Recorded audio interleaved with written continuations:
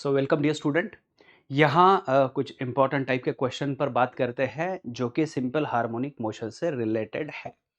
यहाँ हम इस्तेमाल करने वाले हैं पुली का। और जैसे पुली जो है, फिलहाल तो मैं बात करूँ तो पुली शुरुआत में हम लोग मासलेस और फ्रिक्शनलेस लेने वाले हैं। इससे क्या हो जाएगा कि रोटेशनल इफेक्ट जो है, वो रोटेशनल इफेक्ट को हम यहाँ पर अवॉइड करने वाले हैं, निग्लेक्ट करने वाले हैं। रोटेशनल इफेक्ट को अवॉइड करने वाले, निग्लेक्ट करने वाले हैं। और पुली का बस एक काम बच जाएगा कि इधर वाली रोप जो है वो इस साइड में आप लाके रख दो। ओके, यहाँ तक तो ये बात ठीक है। चलिए, अभी मैं बात करता हूँ इस पर कि इमेजिन करो ये जो ब्लॉक है, ये ब्लॉक अभी तो इक्विलिब्रियम स्टेट में होगा। और ऐसे कई दो तीन सवाल है हमें अभी करना है, तो एक एक करके उस पर मास्टरी मिलाते हैं। तो शुरुआत में बात यहां पर होती है बच्चों, अगर मान लीजिए इस ब्लॉक को मैं थोड़ा सा डिस्प्लेस करा दूं। कितना डिस्प्लेस कराना है? तो एक्स से डिस्प्लेस कराना है। तो ये सीधी सी बात है, जो स्प्रिंग है वो स्प्रिंग भी थोड़ा सा इलोंगेट हो जाएगा। ये स्प्रिंग जो है, ये स्प्रिंग भी थोड़ा सा इलोंगेट हो जाएगा। और यहां पर it is directly connected by the same rope. तो इसकी वजह से एक बात तो बहुत ही क्लियर हो चुकी है। और वो क्लियर बात क्या है?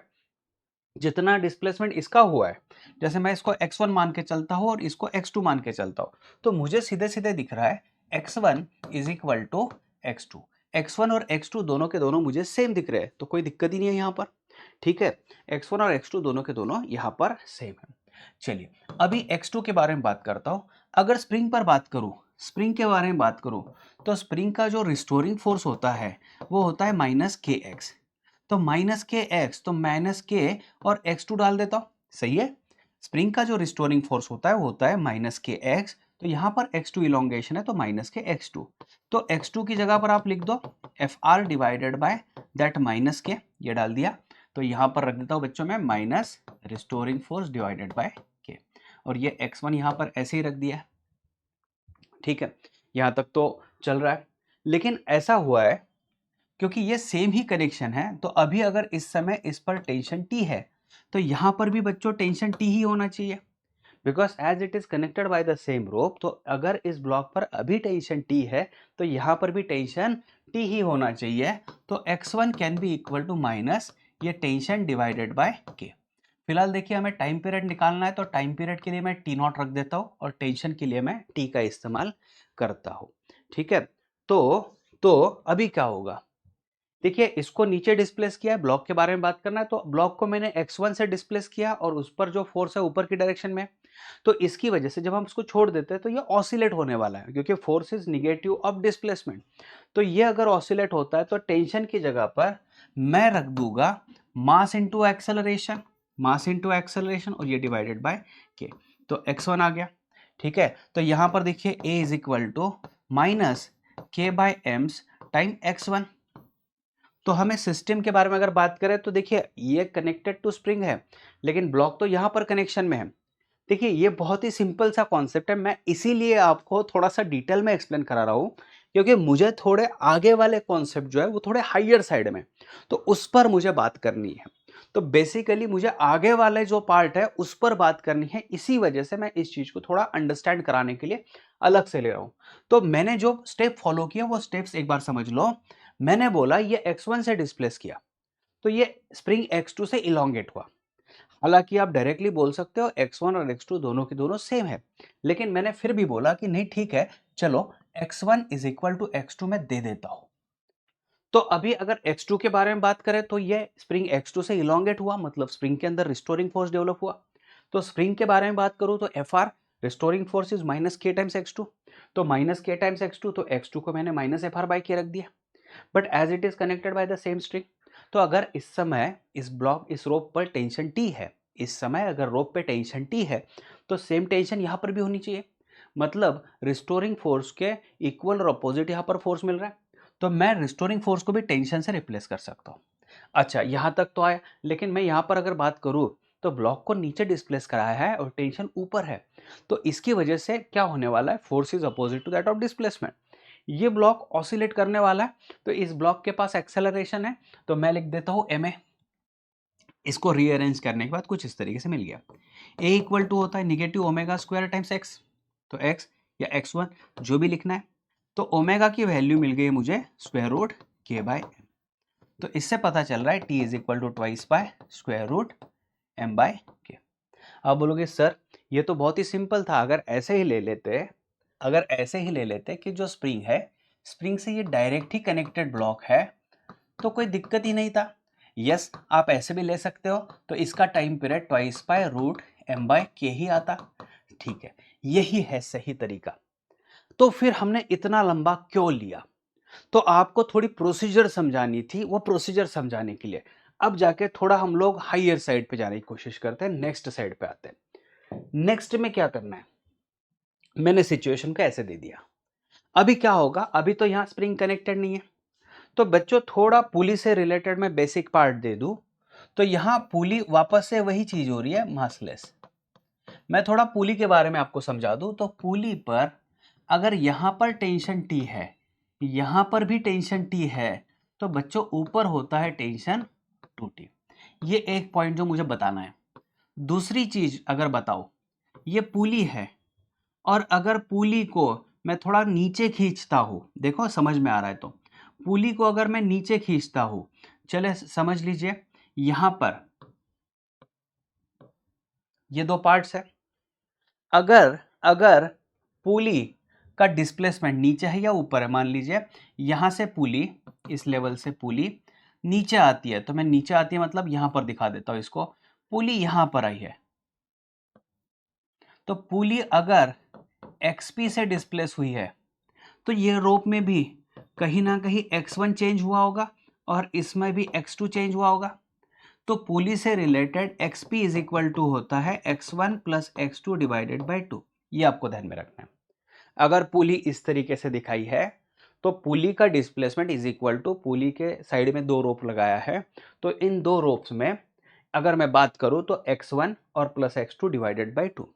ये दो चीजों को आप मैकेनिक्स में से उठा लो और इस पर फिर हम आगे काम करते हैं।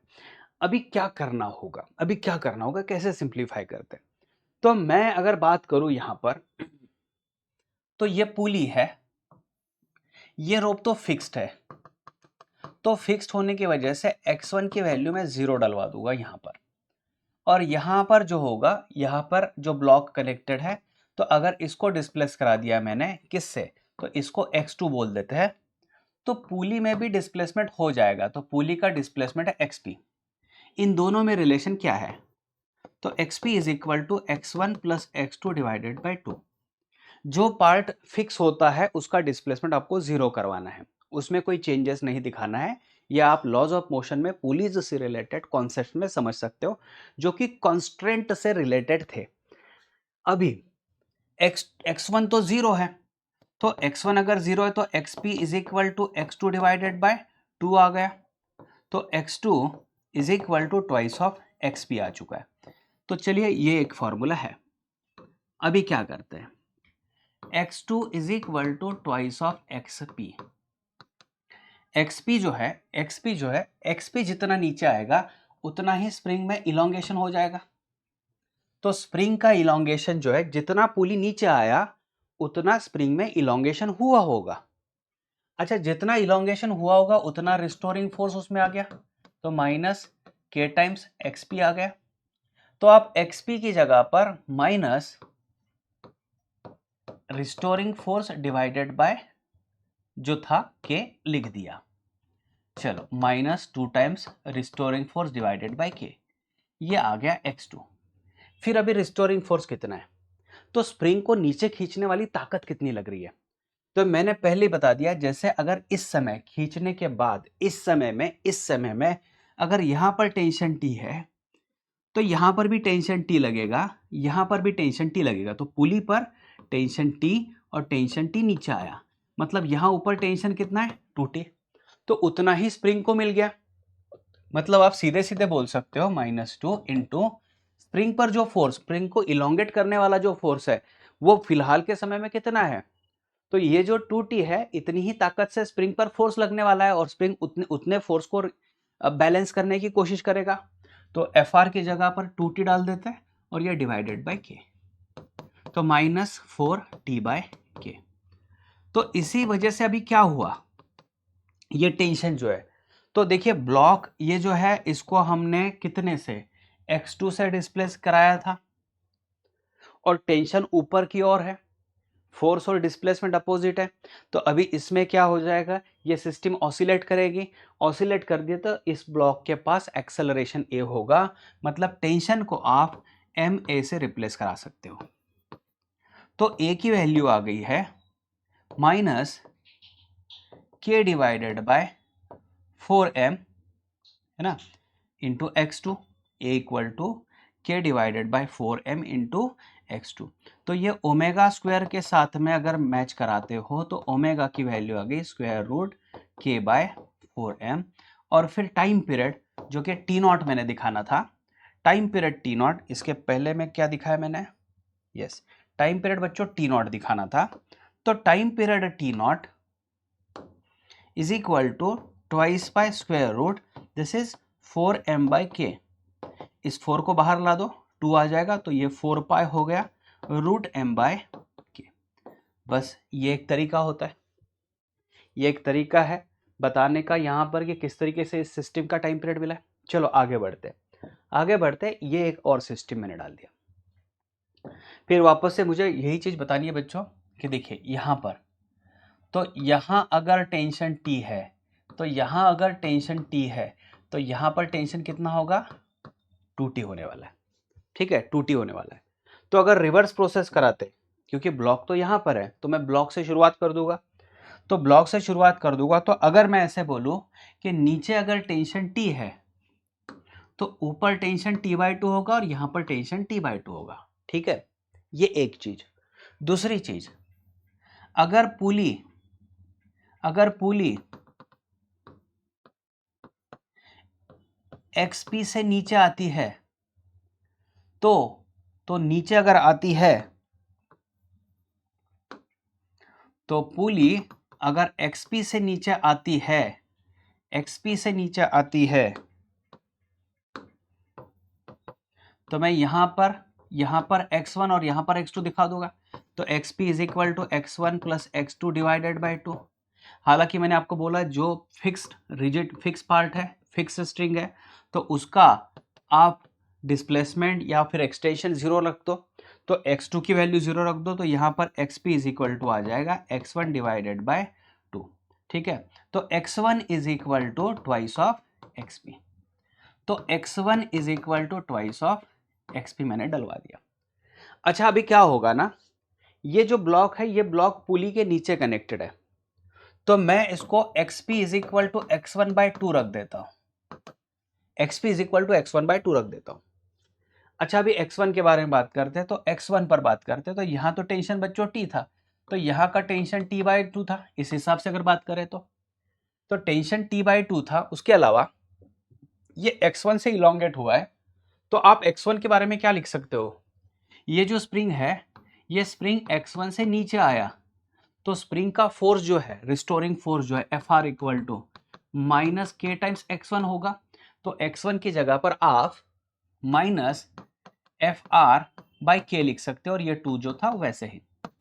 लेकिन अगर फोर्स के बारे में बात करें तो इस रोप पर फोर्स है T/2, उसको काउंटर बैलेंस करने के लिए ही वो स्प्रिंग इलोंगेट हुआ है, तो आप Fr की जगह पर लिख दो T/2 और ये K इंटू 2, यह रिजल्ट मिल गया माइनस T/4K, ये हो गया XP। तो XP is equal to minus 1/4K। और देखिए ये जो T है, तो T कहाँ दिखाया, तो ये T यहाँ पर दिखाया था मैंने, जो कि ब्लॉक से कनेक्टेड है, मतलब यहाँ पर टेंशन T है और इस ब्लॉक को मैंने XP से नीचे लाया था। तो XP से अगर नीचे लाया होगा तो यहाँ देखिए टेंशन और XP अपोजिट है, यहाँ पर रिस्टोरिंग फोर्स डेवलप होता है, और ये ब्लॉक अगर एक्सेलरेट होता है ऑब्वियसली जो होगा, तो T की जगह पर M इंटू ए रख दो। इससे होगा क्या, A is equal to minus 4K by M और इंटू ये XP आ गया।